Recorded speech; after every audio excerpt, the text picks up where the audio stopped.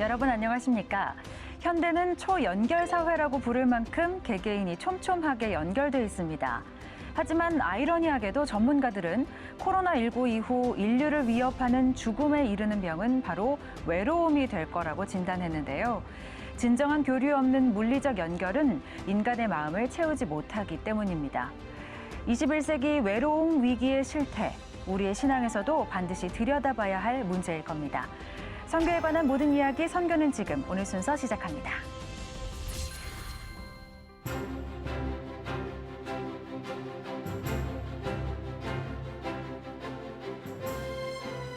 네, 먼저 이 시간 저와 함께하는 두 분입니다. 김혜영 커넥트의 김혜영 선교사님, 그리고 기독신문의 노충원 편집국장님 나오셨습니다. 어서 오십시오. 안녕하세요. 네, 반갑습니다. 자, 21세기 외로움 위기의 실태라는 이야기를 했는데 전문가들에 따르면 이 외로움 문제가 더 심각해질 거라고 해요. 좀 어떻게 좀 보시나요? 네, 최근에 읽은 책에서 네. 산둥수용사라는 책을 보면 네. 이제 사람은 육체적으로 또 정신적으로 돌아갈 곳이 없으면 안 된다. 인간이 존속할 수 있는 그런 공간이 없으면 인간은 한시도 살 수 없다. 이런 얘기를 했는데요. 근데 이제 그 외로움의 근간은 사실은 인간의 죄 때문이거든요. 네네. 그래서 IT 기술이 이렇게 발달하고 아까 뭐 메타버스라든지 이런 기술이 발달하는 어떤 사회가 된다 하더라도 우리 마음 속에 있는 그 이기심과 원죄를 네. 해결하지 못하면 외로움은 근본적으로 해결할 수 그렇죠. 없는 것이다라고 네. 생각하고요. 어거스틴께서 말씀하신 것처럼 돌아갈 곳 하나님의 품으로 네. 돌아가는 곳에서만 이제 외로움이 해결될 수 있는 것이기 때문에 네. 예, 이런 시대일수록 저희들이 뭐라 그럴까요? 환경의 이런 문제들을 생각하기 이전에 어떤 시대에서라도 인간은 본질적으로 구원받을 수밖에 없는 그런 네. 존재라는 것을 생각하고 네. 그 부분을 좀 교회가 좀 깊이 있게 고민해야 될 거라고 생각합니다. 네, 맞습니다. 어떻게 보면 외로움이라는 것이 정말 우리 그렇죠. 국장님 말씀하신 것처럼 인간에게 기본적으로 가지고 있는 어떤 원죄에 의해서 나타나는 어떤 현상 중에 그렇죠. 하나잖아요. 근데 사실 이런 외로움이나 고립감 같은 게 또 선교 현장에서 또 특히나 도드라지잖아요. 네. 네, 맞습니다. 일단 이 외로움하고 연결되는 단어를 보니까 네. 비어 있다, 비어있다. 공허하다, 공허함. 네, emptiness 이렇게 되잖아요. 그거는 이제 그렇다면 그 비어 있고 빈 공간, 외로움의 자리를 대신하는 용어가 있을 거 아닙니까? 그렇죠. 네. 네. 그것이 바로 속성, 하나님의 네. 속성인 사랑. 사랑만이, 네. 하나님의 사랑만이 그 자리를, 비워놓친 자리를 채울 수 있다. 그래서 아마 하나님께서 사랑이라는 가장 강력함으로 우리 인간과 창조하신 모든 것들을 채우고 계시지 않겠는가. 네. 그래서 이제 앞으로는 사실은 이제 외로움 비즈니스라고 하는데 비기독교인들은 네. 우리 크리스천들은 다른 말로 하면은 사랑의 비즈니스. 그렇죠. 그렇죠. 결국은 이제 이웃과 공동체와 나를 포함한 모든 사람들을 사랑으로 안아 품어주는 그런 삶, 네. 그러한 삶이 결국은 이 외로움의 대안이 되지 않겠느냐. 그래서 뭐 굳이 성경을 갖다 대지 않더라도 네. 이 비어진 마음, 공허한 마음을 채울 수 있는 것은 사랑밖에 그렇죠. 없다는 게 증명이 되어 네. 있으니까. 그래서 네. 이런 부분들을 저희가 이제 신경 써서 관리하고 또 접근하면 어떨까 하는 생각입니다. 네, 맞습니다. 어떻게 보면 인간들이 가지고 있는 모든 문제의 어떤 해결에는 하나님이 계시는 거고 그렇기 때문에 우리가 이런 문제들에 대해서 어떤 대안을 내놓을 때 기독교인들이 핵심 역할을 할 수밖에 없고 그렇기에 우리가 하나님을 올바로 보면서 나아가야 하지 않을까 그런 교훈을 또 얻게 되는데요. 사실 또 서로를 격려하면서 또 일으키는 그런 공동체의 모습도 우리가 또 어떻게 보면 책임져야 하는 역할 중에 하나니까 그 역할들을 좀 감당하면서 함께 좀 나아가야겠다는 생각을 하게 됩니다. 자, 그렇다면 오늘 순서 시작해 보도록 하겠습니다. 먼저 사진 한 장으로 전하는 선교 이야기부터 만나보죠. 노충원 국장님. 네, 저것은 이제 지리산 선교 유적지 모습인데요. 네, 왕시루봉 선교 유적지라고 합니다. 네.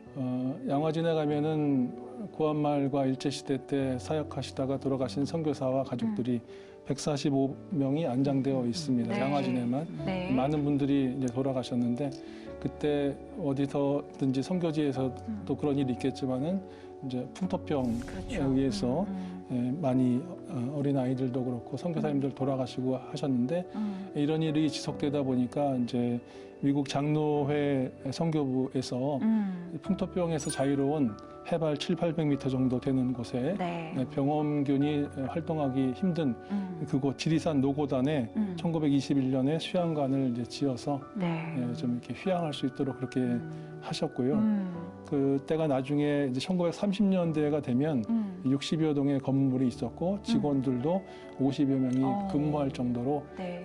지금 성황을 이루었다고 합니다. 네. 그렇게 하고 지금 이제 이것이 일제시대와 6.25를 거쳐서 이제 많이 훼손되었다가 네. 1962년에 선교사들께서 이번에는 그 왕시로봉에 이제 수양관을 지어서 현재의 모습을 유지하고 있다고 하고요. 네. 수양관과 채불실, 창고 등 12개의 시설이 지금도 남아 있습니다. 아직까지. 네. 그래서 21년 또 62년 이렇게 선교사들의 애환이 쓰여 있는 그런 곳이고 하기 때문에 우리가 그 외국인들의 초기의 생활상 이런 것들을 엿볼 수 있는 귀한 그런 그렇죠. 문화 인류학적인 사료이고 또 이 건축 자체가 서양식으로 되어 있기 때문에 네. 이런 건축 양식 연구에도 굉장히 중요한 그런 건축학적 가치도 가지고 있다고 할 수 네. 있겠습니다. 좀 이국적인 모습이 좀 사진에서도 그렇죠. 드러나기 네. 때문에 맞아요.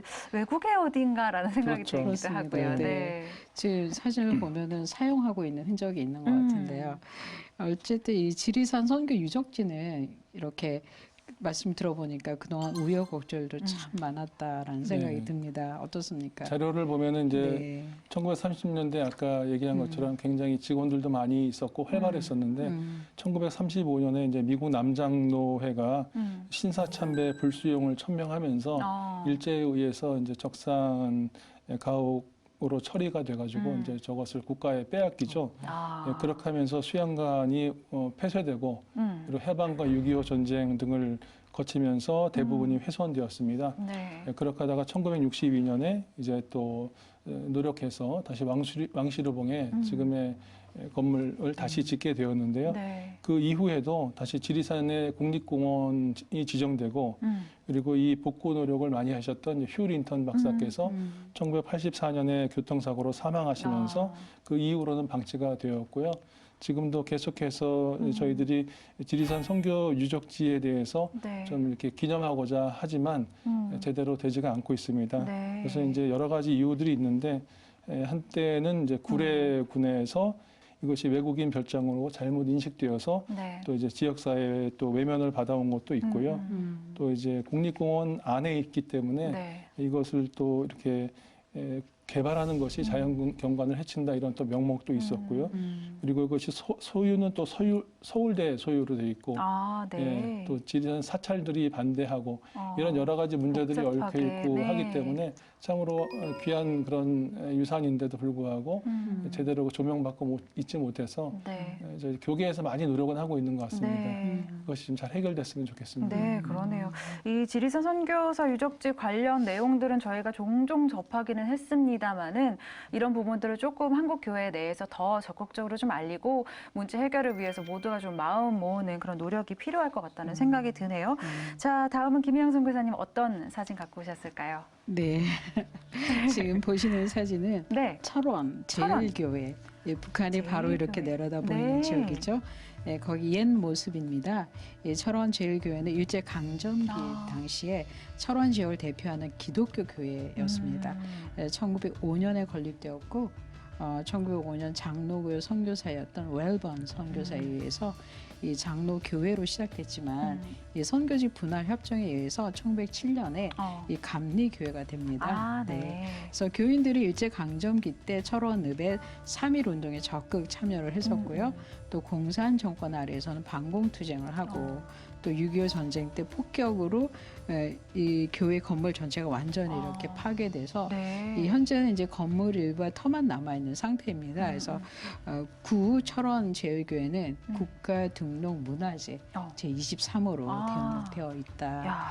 그래서 개인적으로 저도 저기를 가봤습니다. 네, 그러셨어요. 네, 그래서 감회가 깊습니다. 그러시군요. 네, 네. 그 터가 남아 있고 네. 저 이제 그 소아시아 지역의 교회 선교 탐방했을 때 그 7대 교회들 이렇게 터 남아 있고 기둥 남아 있던 거 생각이 나는데 맞아요. 그때 그냥 사실은 너무 찡하고 그랬는데 네. 그 시대의 아픔을 좀 느낄 수 있을 것 같습니다. 맞습니다. 네. 저도 이제 성도 그때 당시 이제 저 철원제일교회가 성도들 수가 500명이나 되었다고 합니다. 그래서 당시 철원 지역은 강원 지역에 그 선교 거점으로 할 정도로 중요한 역할을 했고요. 그렇군요. 네, 현재는 2013년에 철원제일교회 복원 기념 예배당이 옛 건물 터 위에 건립돼서 네. 이곳에서 현재 예배를 드리고 있고요. 네. 또 역사를 잊지 않기 위해서 그래서 방문객들이 끊이지 않게 찾아오고 있다고 합니다. 아, 그런 네. 곳이군요. 네. 자, 저희 두 번째 사진까지 오늘 만나봤는데 사실 저희가 이 사진 한 장으로 전하는 선교 이야기를 통해서 이렇게 좀 강원도까지 좀 각 도별로 네. 한 군데 정도씩은 저희가 좀 살펴본 것 맞습니다. 같다는 생각이 맞습니다. 듭니다. 네. 네. 사실 가까이 보면 우리가 이런 유적지들을 통해서 우리가 역사 속에서 어떤 교훈들을 좀 찾아볼 수 있을지 그런 것도 좀 얻을 수가 있잖아요. 내가 사는 지역부터 좀 가깝게 맞습니다. 관심 있게 둘러보면 어떨까 하는 생각이 드네요. 자, 이번에는 선교지 현장을 만나보는 시간입니다. 오늘은 러시아로 가보겠습니다.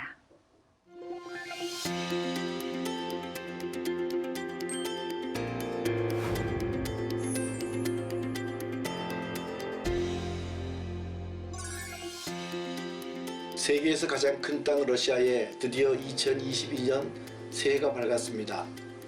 러시아 사람들은 TV로 방영되는 대통령의 새해 인사와 붉은 광장의 새해 축하 불꽃놀이와 함께 매년 새해를 맞습니다.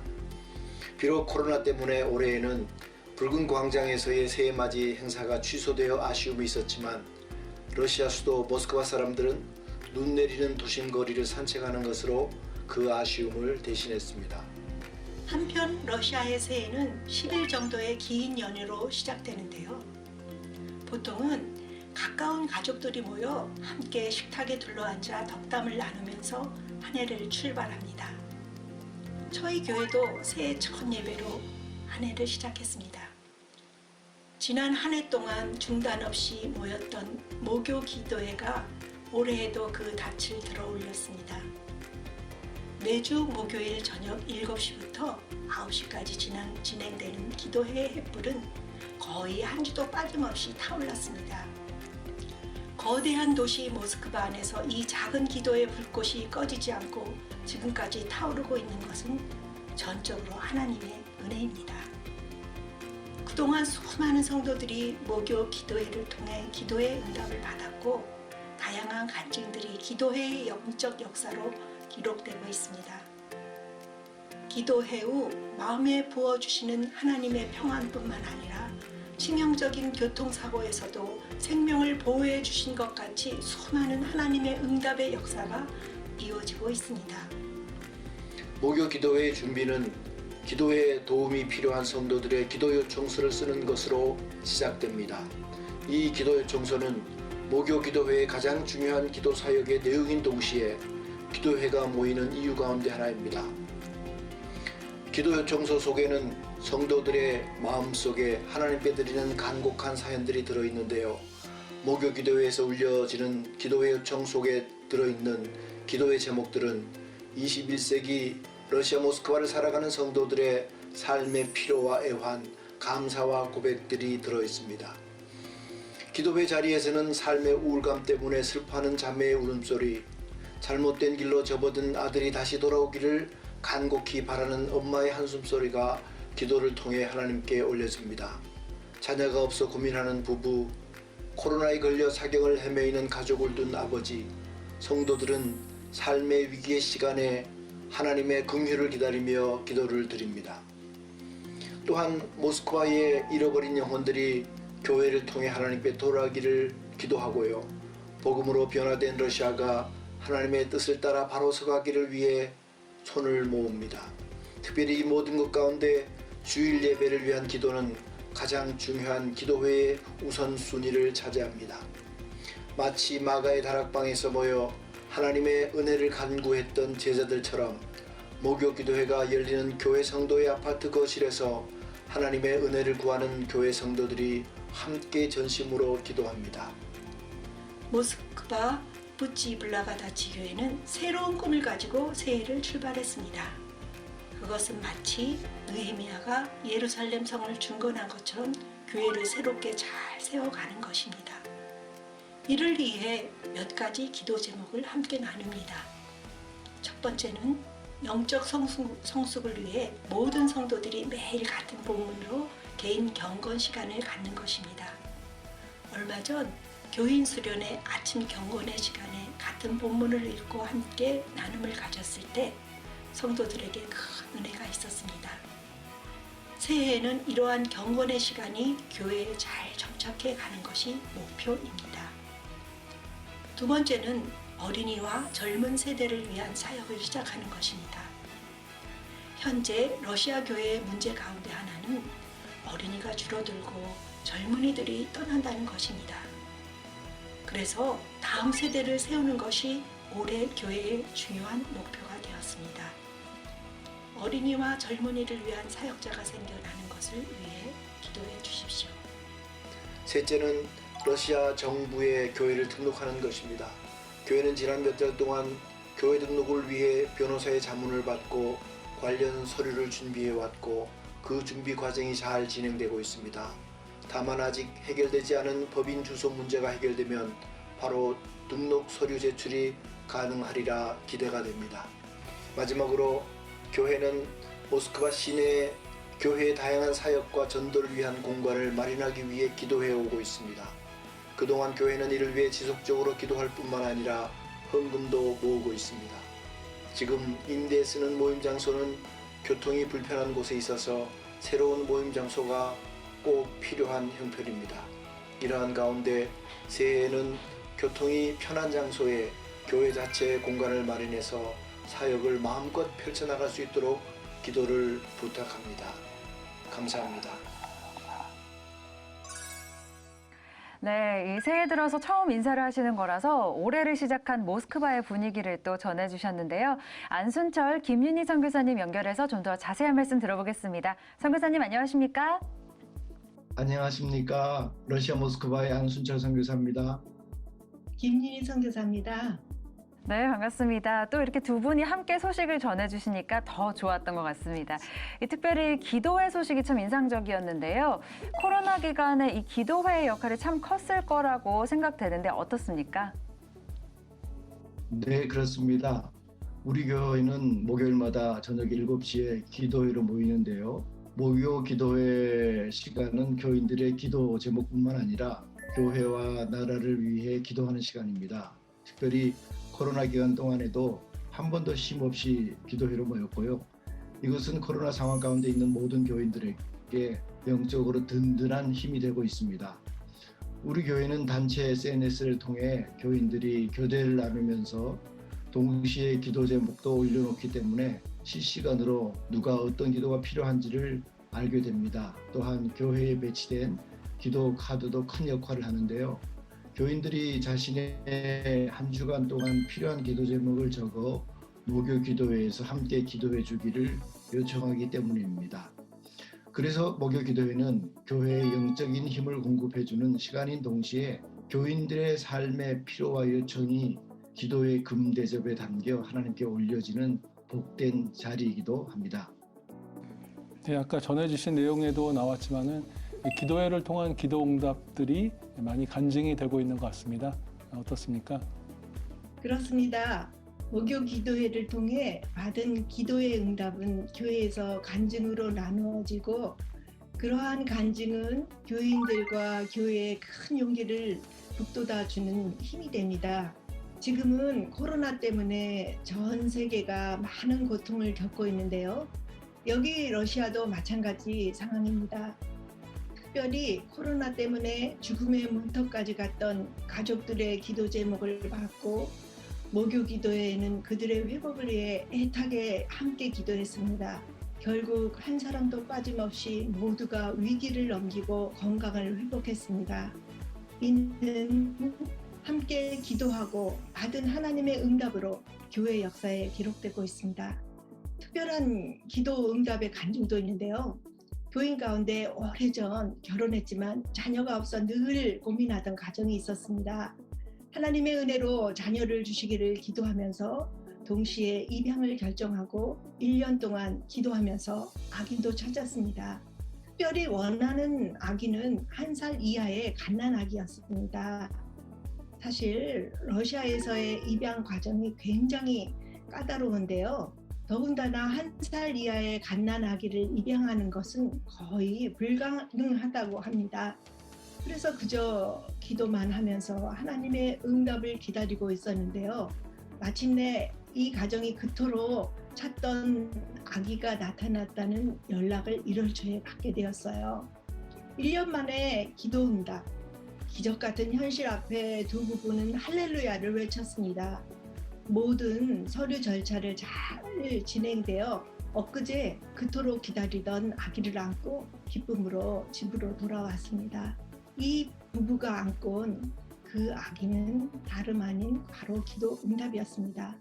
교인들은 태문이 열려 이들 부부에게 아기가 태어나는 것을 위해 기도했지만 다른 모습으로 이 가정의 기도 응답이 이루어지는 것을 보면서 하나님이 주시는 기도 응답의 다양성에 모두 놀라워했습니다. 이렇듯 올해도 교회를 풍성하게 하는 기도 응답의 간증들이 넘쳐나기를 기대하면서 여전히 모스크바 모교 기도회는 쉼없이 이어지고 있답니다. 네, 선교사님 말씀 중에 이 교회를 정부에 등록하는 것도 언급해 주셨는데요. 이 등록 교회가 되는 것과 그렇지 않은 것 어떤 차이가 있는 건가요?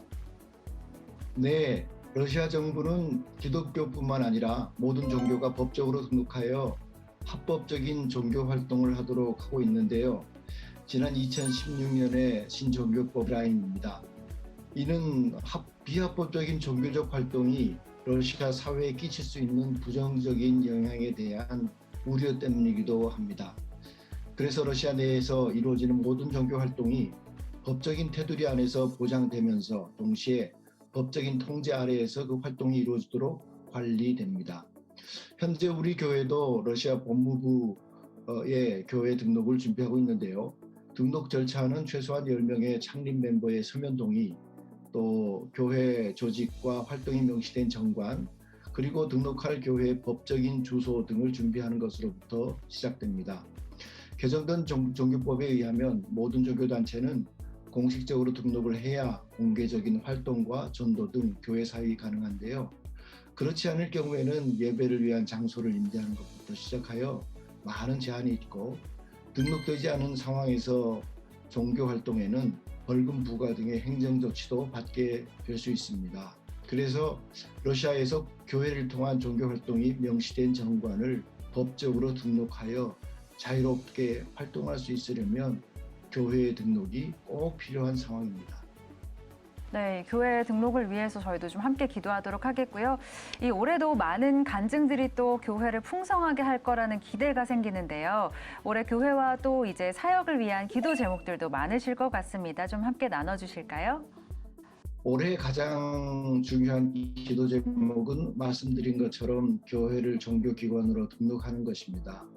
현재 필요한 서류는 준비가 되었지만 교회 소유의 공간이 없어서 이를 대신할 법적 주소지를 찾고 있습니다. 모든 과정이 잘 이루어져 등록증을 받을 수 있도록 기도를 요청드립니다. 또한 교회 공간 마련하는 것입니다. 이를 위해 온 교인이 함께 올해의 목표로 삼고 기도하고 있습니다. 현재 우리 교회는 모임 공간을 빌려 쓰고 있는데요. 주일 늦은 오후 4시에 정해진 시간 동안 사용하기 때문에 겨울에는 너무 일찍 해가 져서 어두울 때 교회 예배를 드릴 수밖에 없는 어려운 상황입니다. 더군다나 주일학교나 청년사역, 한국어 교육을 통한 문화교육사역 등을 해야 하지만 장소 때문에 어떻게 해볼 도리가 없는 형편입니다. 그래서 지하철 가까운 곳에 교회 장소를 구입하려고 기도와 헌금을 지속하고 있습니다. 여러분의 특별한 관심과 기도를 부탁드립니다. 마지막으로 2012년은 러시아 장로교 총회가 조직된 러시아 선교의 역사적인 순간이었는데요.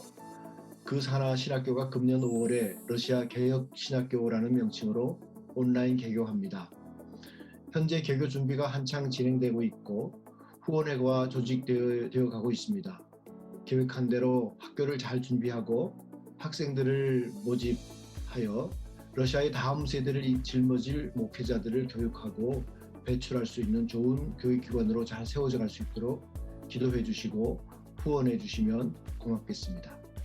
네, 이 새로 시작되는 온라인 신학교 사역이 잘 준비되고 말씀하신 대로 다음 세대 목회자들을 배출하는 귀한 통로가 되기를 저희도 함께 기도하겠습니다. 선교사님 오늘 말씀 감사합니다. 고맙습니다. 네, 러시아의 안순철 김윤희 선교사의 이야기 나눴습니다.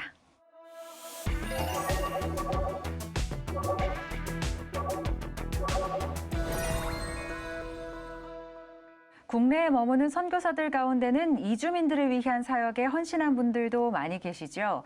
특별히 우즈베키스탄에서 우리나라의 신학을 공부하러 왔다가 이제는 사역자로 섬기고 있는 올가 선교사 역시 이주민 사역에 헌신한 분입니다.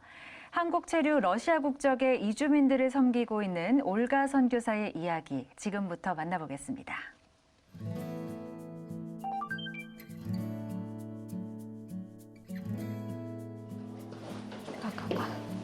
아니 무겁지.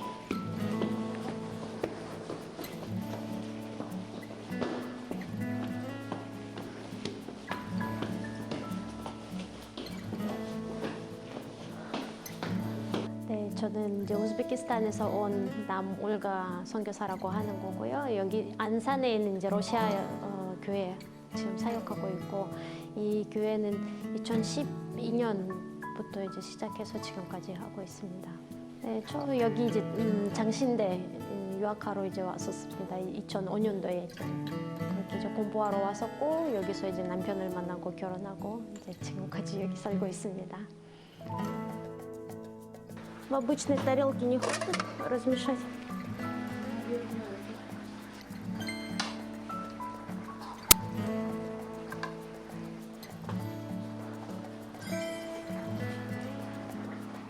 네, 그건 우즈베키스탄 전통 음식 플로브이라고 하는 거고, 한국 사람들은 이제 기름밥이라고 이거 그렇게 알고 계세요.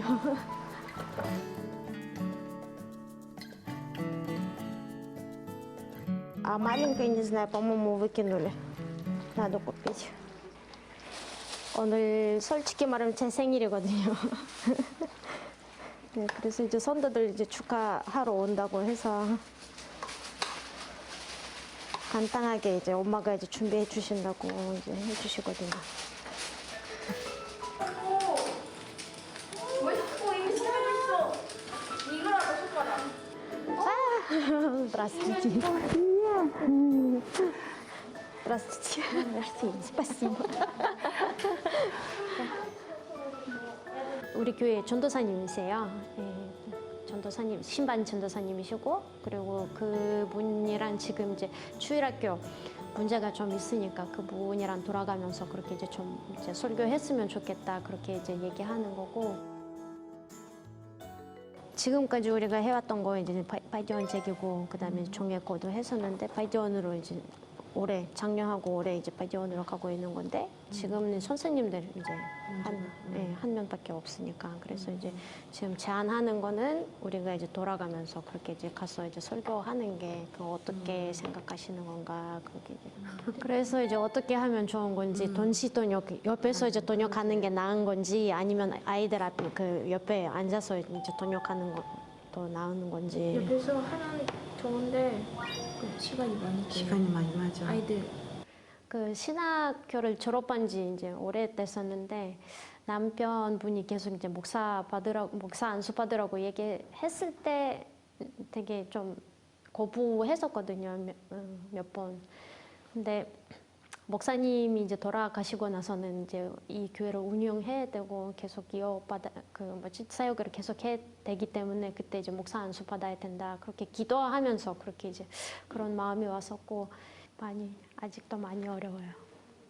네. 축하합니다. 생일 축하합니다. 우리 사랑하는 전도사님 생일 축하합니다.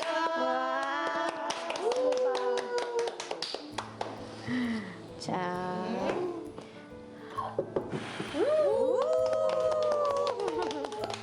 꽉 깜짝 선물이야 진짜. 와 처음 받아보는 거야 처음. 아우 고마워. 뜯어도 돼? 네. 진짜? 뭐지? 우와 이게 뭐지? 우와 놓았어. 오 고마워. 와 근데 어떻게 엄마 그거 색깔 어떻게 골랐어 너는? 이건 뭐야? 아이섀도우 같은 경우에는 아침에 아빠가 딱 이제 나타나서 짜잔 곧 들고 왔어야 되는데 대신 하선이가 선물 준비했네.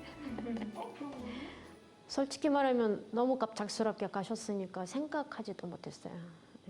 진단 받고 이제 돌아가시기 전까지는 뭐 한 달도 안 걸리고 그리고 이제 솔직히 말하면 이제 생각도 못했었거든요. 이제 남편 목사님도 그때 뭐 아프니까 이제 계속 이제 뭐 항암 치료해야 된다 그렇게 이제 생각하고 있었기 때문에 이제 그때 힘들 때마다 이제 내가 사역해야 될 것 같다고 그렇게 이제 그런 마음으로 얘기하시는 것 같은데 근데 이제 갑작스럽게 그렇게 돌아가셨으니까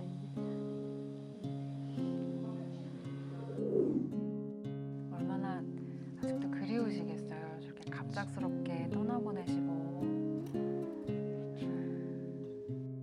받아들이는 건데 많이 그리워하고 있는 거죠. 특히 아들 많이 보고 싶다고 하시는 거죠. 아빠 안 계시는 건데 본인이 계속 이제 내가 이제 남자 하나밖에 없으니까 내가 이제 이 가족을 지켜야 된다 막 그렇게 이제 해주니까 한쪽에서는 너무 안쓰럽고 근데 다른 한편은 너무 감사하는 거죠.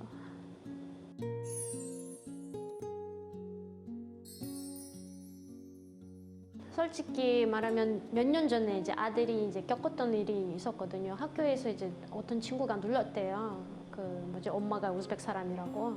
근데 그때는 이제 와서 울면서 그 얘기하는 건데 그때 이제 뭐 우리가 이제 잘 얘기하고 불어가면서 기도하고 그렇게 이제 잘 나갔었는데 지금 되게 당당하게 씩씩하게 그래 나는 거기 우즈베키스탄에서 태어났다. 너는 우즈베키스탄 가봤냐? 막 그런 식으로 이제 나오는 거죠.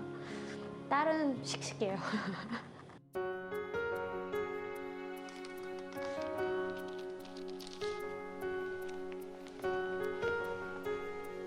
또 이제 남편 선교사님의 뒤를 이어서 사역 받으시기 위해서 목사고시 준비하시는 모습이라고 하네요. 처음에는 많이 힘들어 했었죠. 이제 전 고민도 많이 했었고 해야 되나 말아야 되나 그렇게 이제 지금도 이제 목사고시 준비하고 있는 건데 러시아어 성경책이랑 그리고 이제 한국어 뭐 성경책 많이 이제 번역이 이제 많이 다르니까 이제 계속 비교하면서 그렇게 이제 공부해야 되니까 근데 한국어 아무리 이제 잘해도 이제 신학 용어들 이제 많았기 때문에 이제 그때 이제 많이 어려워서 포기하고 싶었죠. 근데 계속 기도하면서 원래 이제 남편 목사님이랑 병원에 있을 때 남편 목사님이 그때 이제 사역할 때가 왔던 것 같다 그렇게 이제 얘기하시면서 되게 부담스러웠어요.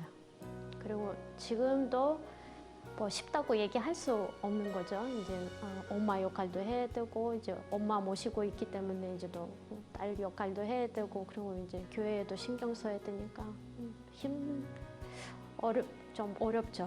어려운데 근데 감사하게 하나님이 지금까지 그렇게 인도해 주시고 지금까지 여기까지 이제 오게 되었어요. 아이들 관심 너무 많기 때문에 이제 여기 있는 동안에 이제 그 러시아 아이들은 여기서 이제 한국 문화랑 좀 이제 한국어 그렇게 잘 이제 적응하고 도와주기 위해서 그런 센터를 이제 오픈하고 싶은 거고 그다음에 이제 가정 사역을 우리가 이제 되게 집중하고 그렇게 이제 했었거든요. 그리고 이제 또 앞으로 보면 러시안 디아스포들이 이제 그 구소련이 무너지고 나서는 이제 다 흩어졌으니까 그래서 이제 우리가 이제 이스라엘에 있는 러시아 디아스포라 위해서도 기도하고 있는 거고 그리고 특히 북한 위해서 기도하고 있는 건데 왜냐하면 이제 러시아 사람들은 그나마 좀 이제 그 군사주의 나라였기 때문에 문화를도 잘 알고 그리고 이제 고려인들 같은 경우는 조상들은 이제 북한에서 많이 내려왔었거든요. 그래서 이제 조금 더 이제 쉽게 그렇게 이제 이해할 수 있고 좀 쉽게 이제 다가갈 수 있는 것 같아서 그렇게 이제 기도하고 있는 거고. 그리고 이제 러시아 사람들은 이제 비자를 이제 쉽게 받을 수 있거든요. 이제 북한 들어갈 수 있게. 북한 선교에 있어서 좀 큰 통로가 될 수도 있겠네요.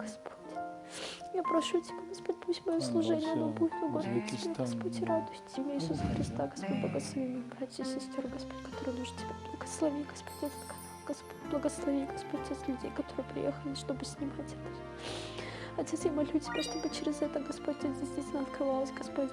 오래 있다 보면 이제 익숙해지는 건데 그래도 이제 자기 고향 그립기도 하고 뭐 가족 특히 이제 남아 있는 가족들 이제 저 같은 경우에는 엄마가 옆에 계시니까 그나마 이제 괜찮은 건데 근데 선교사님들 이제 가족 진짜 이번에 이제 목사님 돌아가시고 나서 이제 가족이 얼마나 소중한 건지 그거 이제 다시 이제 깨닫는 거고 근데 다른 한편에서는 이제 내가 했던 사역의 이제 열매 보게 되면 한쪽에서는 기쁘기도 하고 감사하기도 하고 그렇게 이제 너무 그런 마음이죠. 그리고 이제 그런 선교사님들 계시기에 저 같은 경우는 여기 이제 한국에 와서 그렇게 이제 한 선교사님 열매가 그 어떻게 보면 그 계속 그 사역을 이어가면서 그렇게 이제 할 수 있으니까 너무 감사드리는 거고 선교사님들 이제 하시는 일 너무 짱이시요.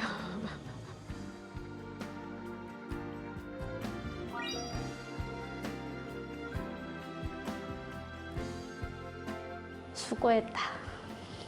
그걸 제일 듣고 싶어. 수고했다. 감사하다. 이번에도 역시 수고했다라는 네, 한결같은 네, 말을 하나님께 듣고 싶으시다고 그런 고백을 해주셨는데 올가 선교사님의 이제 모습 함께 저희가 만나봤습니다. 사실 지나오신 시간들이 쉽지 않으셨을 거라는 생각이 좀 들고요. 또 사실 인간적인 슬픔, 개인적인 슬픔 갑자기 남편 목사님이 한 달 만에 갑자기 이제 투병하시다가 이제 떠나시게 되셨는데 그런 아픔 가운데서도 이렇게 또 주어진 사명을 감당하기 위해서 노력하시는 모습이 정말 대단하시다라는 생각이 들었던 것 같아요. 어떻게 보셨어요? 네, 짐이 무겁겠다 하는 네. 생각이 들었고요. 근데 또 한편으로 다른 사람이 대신할 수 없겠다 그런 생각이 들었습니다. 하나님께서 아론과 홀과 같은 동역자들을 좀 많이 붙여주시면 좋겠다. 네. 그런 기도 제목이 떠오르네요. 네, 맞습니다. 또 어떻게 보면 그런 동역자들을 붙여주실 거고 그 동역자들이 있기 때문에 또 힘을 내실 수 있을 테고요. 우리 선교사님도 어떻게 보셨어요? 어떻게 보면 이제 선교를 하다 보면 그곳에서 또 보이는 어떤 사역의 내용들이 있잖아요. 우리 올가 선교사님께서도 지역아동 좀 돌봄에 관심을 많이 갖고 계신 것 같은데. 저는 뭐 저희 남동생의 부인이 네. 보츠와나에서 이제 교통사고로 소천을 했고 아, 네. 거기에서 올케하고 또 조카 한 살짜리 한 살 되었던 조카를 거기 이제 보츠와나에 저희 장례를 치르고 벌써 이제 2002년도 일이니까 네. 예.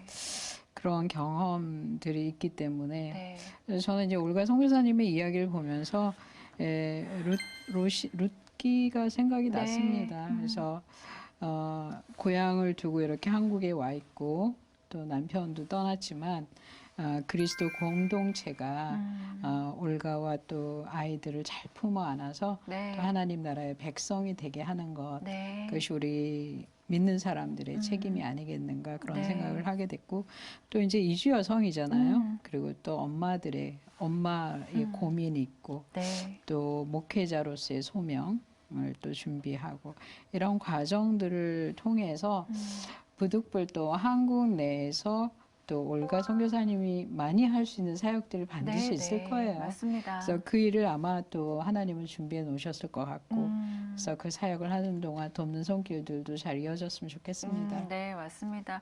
사실은 이제 뭐 개인적인 아픔이 있으셨지만 그런 아픔들도 잘 이제 하나님께서 위로해 주셔서 잘 견디셨으면 좋겠고 또 사랑스러운 두 아이들과 함께 씩씩하게 생활하셨으면 맞습니다. 좋겠고 정말 여러모로 다양한 사역들을 위해서 쓰임을 받으실 수 있겠다라는 생각이 들어요. 또 이제 목사 고시 준비하고 계신데 또 잘 이겨내시기를 저희도 함께 응원해야겠습니다. 선교사님들의 자녀들과 가족들 그리고 함께하는 공동체가 이 주 안에서 큰 위로와 은혜를 받기를 저희도 함께 기도하겠습니다.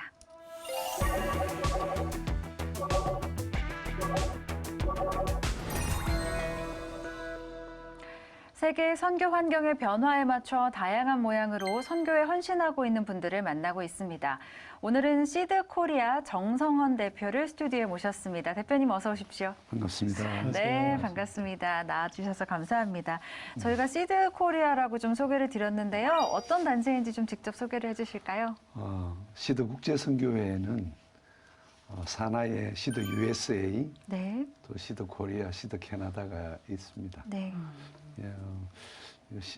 시드 선교회의 그 독특한 점은 한인 디아스포라들이 세계 선교를 위하여 세운 선교단체입니다. 아 그래요. 네, 1988년에 이제 서울 올림픽이 있었던 것처럼 그 시카고에 세계 선교사 대회가 시작되는 원년이었습니다.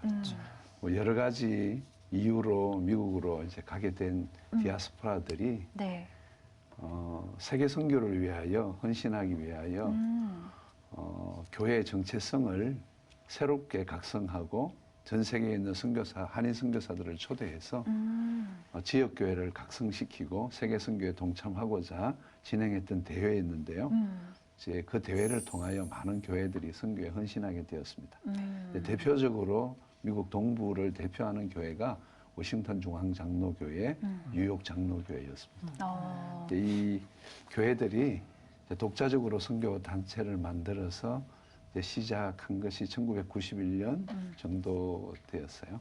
그때 이제 CMF, 센트럴 미셔너리 펠로십, 그다음에 뉴욕 장로교회는 ROW, 리치 아웃 월드라는 단체를 만들었습니다. 네, 이제 열의를 가지고 10년 정도 이제 시작을 했는데 전문성이 이제 결여되어서 한계에 부딪히게 되었을 때 2000년에 북미주 전체의 교회 지도자들이 모여서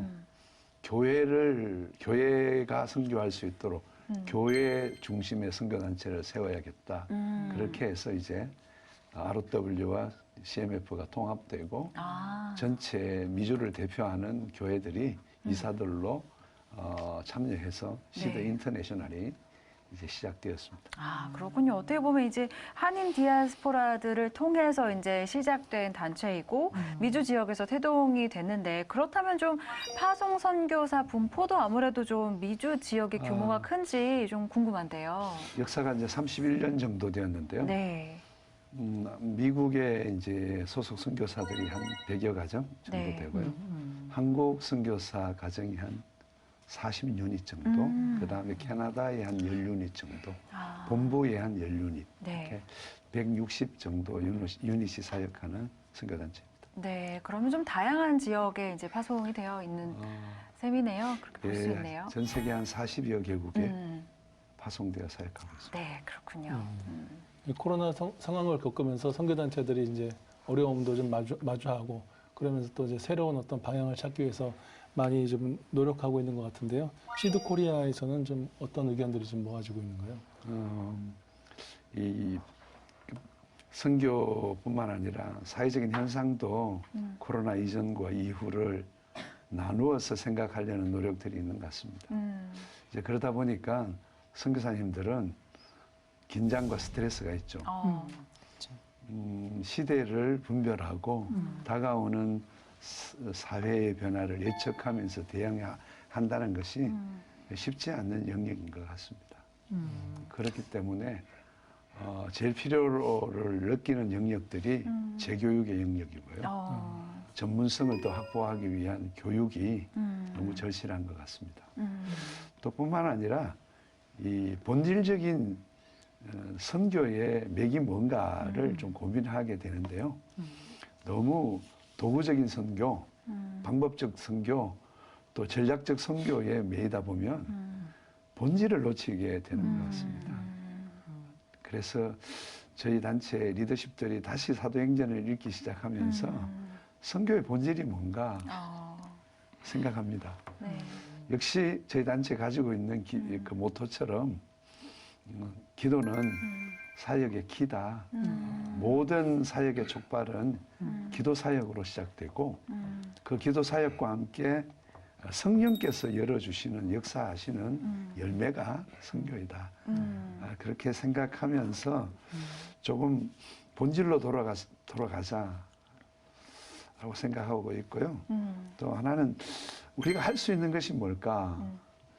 그동안 이제 선교단체가 전문성을 가지고 선교사들을 그 양육하고 또 훈련시켜서 현장으로 내보내고 또 파송 교회와의 중간에서의 연결 역할을 잘 감당해야 하는데 사실 이게 원론적인 이야기지만 굉장히 어렵고 난제입니다.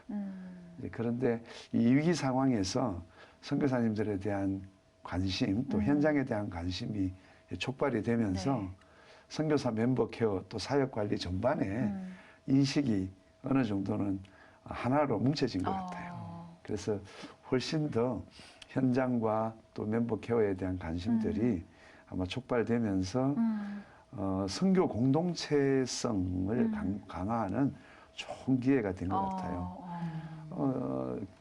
코로나 이전에도 SNS가 있었지만 네. 이처럼 활발하게 선교사 개인의 사정과 사역지 현황, 국가적 기도 제목을 동시다발적으로 이렇게 전달하면서 구체적이고 조직적인 기도를 했던 적은 없었던 것 같아요.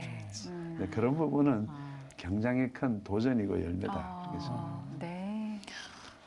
대표님 지금 뭐 말씀하시는 중에 이제 그 시드의 원리 또 핵심 가치 이런 것 좀 언급해 주시긴 하셨는데요. 이제 31주년을 맞아서 이 시드 코리아만의 핵심 가치, 이 30년 이상을 끌고 온 그 가치가 무엇일까? 또 시드 코리아가 추구하는 이 사역의 방향성이 있지 않습니까? 잠시 언급해 주시기도 하셨지만은 이렇게 키워드로 다시 한번 언급해 주시면 제 고맙겠습니다. 단체의 모토는 네. 선교는 교회가 합니다였습니다. 네. 그 모토가 나오게 된 역사적 배경은 네. 좀 전에 말씀드린 것처럼 1988년 이후에 흩어진 북미주 교회들을 네.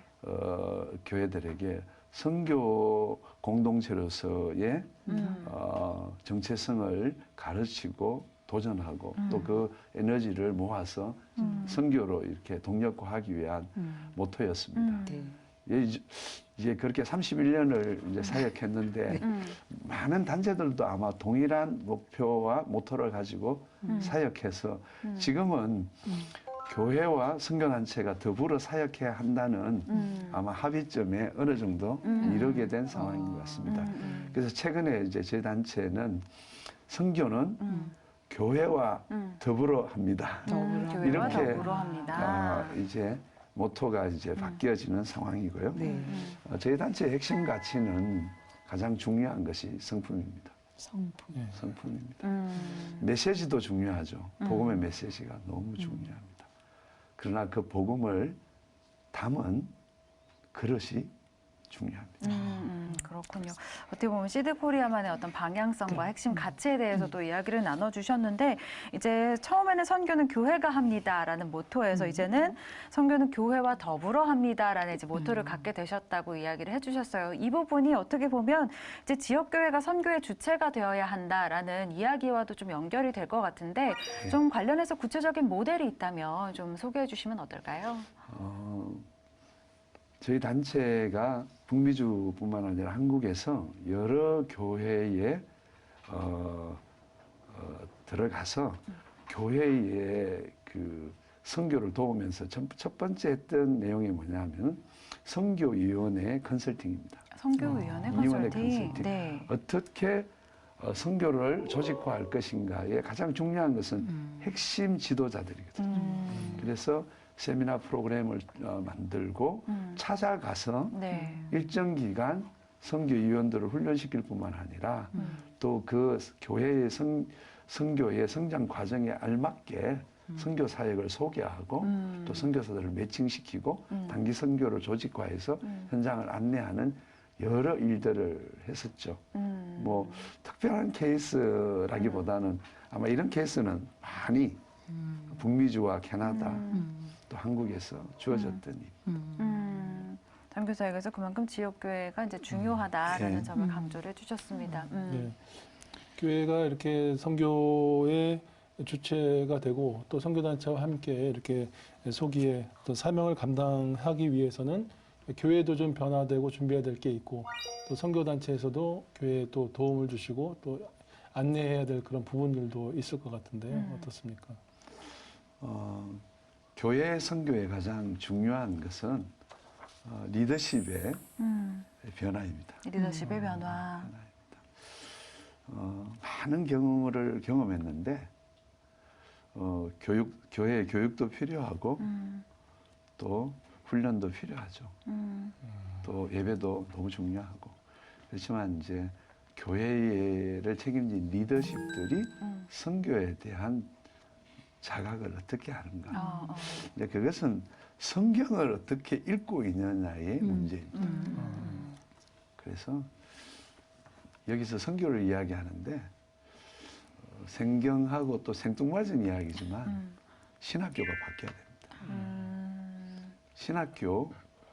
신학교에서 성경을 바라보는 관점 자체가 바뀌어야 장기적으로 봤을 때 선교적 관점에서 성경을 바라보는 훈련이 되어야 건강한 목회자들이 나오고 또 미셔널 처치로서의 가능성이 열릴 것 같다 그런 생각을 하고 있습니다. 이 대표님께서는 그 시드 선교회의 지도자의 품성 또 삶으로 나타나는 그 품성을 굉장히 중요하게 여긴다 이렇게 말씀해 주셨는데요. 그렇다면 시드 코리아도 매년 이 선교사 지원자들이 이렇게 선발을 하시지 않겠습니까? 네, 올해는 어떻습니까? 최근에는 선교사 그 훈련생들이 다른 단체와 같이 경쟁이 감소 추세가 확연히 드러나고 있는데요. 지난해에도 많이 감소했고요. 네. 이제 저희 단체는 이제 캐나다 밴쿠버에서 훈련센터가 있어서 해년마다 3국의 후보생들을 다 캐나다 밴쿠버에 있는 훈련센터에서 훈련을 진행합니다. 네. 이제 그 훈련의 중심은 이제 성품이고 두 번째는 사역을 위한 그 구체적인 선교학적인 관점을 공부하게 되는데요. 네. 원래도 아마 가능할 것 같습니다. 네. 그동안 2년 동안은 비대면으로 훈련을 진행해 왔는데 한계도 있지만 네. 또 전 세계에 흩어진 선교사님들이 훈련하는 후배들의 사역에 시공간을 초월해서 동참할 수 있어서 그것 또한 또 시너지가 효과가 있었습니다. 네, 좋습니다. 저희가 사실은 이제 코로나 시대를 계속 겪으면서 선교에도 많은 변화가 생기고 그런 변화 가운데 이제 다양한 방식으로 또 새로운 방식으로 여러 가지 사역을 또 진행을 해 오셨을 텐데 2022년이 됐습니다. 올해 어떤 계획들 갖고 계신지 또 어떤 기도 제목이 있으신지 나눠주시면 좋겠습니다. 저희 단체는 그 현장에 있는 선교사님들의 필요를 위하여 원래 그 재교육 사역을 원격으로 네. 진행하려고 준비하고 있습니다. 특별히 이제 저희 시드 코리아는 창립된 21년이 되었는데 지난해 팬데믹 때문에 20년 행사를 치르지 못했습니다. 네. 그동안 이제 20년 동안 하나님께서 선교사들을 세계 곳곳에 보내시고 이루어 주신 그 은혜의 열매들을 우리가 한번 잘 정리하고 네. 또 다음 20년을 어떻게 달려야 할지 좀 고민하는 그런 한 해이고요. 특별히 이제 기도 제목은 저희가 이제 인터내셔널로 31년을 사역했는데 네. 세대 교체가 이루어져야 될 시점이 되었습니다. 이제 정말 기도하는 영성으로 헌신적 목회를 해오시면서 세계 선교를 아우렀던 1세대 리더십들이 좋은 또 다음 세대 지도자들을 세우고 다음 세대를 준비하는 시간이 되었으면 좋겠고요. 네. 기도하는 사역 자체가 좀 더 조직화되어서 더 네. 많은 교회 구체적인 선교 인력들이 무릎 선교사로 헌신하는 그런 계기가 되었으면 좋겠다 이렇게 생각합니다. 네, 좋습니다. 21년, 그러니까 창립 21주년 맞이하셨다고 말씀해 주셨는데요. 지나온 20년을 또 돌아보시면서 앞으로 20년 어떻게 나아가실지 다양한 계획들 세우시면서 기도하고 계실 텐데 그 사역들 위해서 저희도 함께 기도하면서 응원하도록 하겠습니다. 감사합니다. 네, 지금까지 시드코리아 정성원 대표와 이야기 나눴습니다. 오늘 말씀 감사합니다. 감사합니다. 고맙습니다.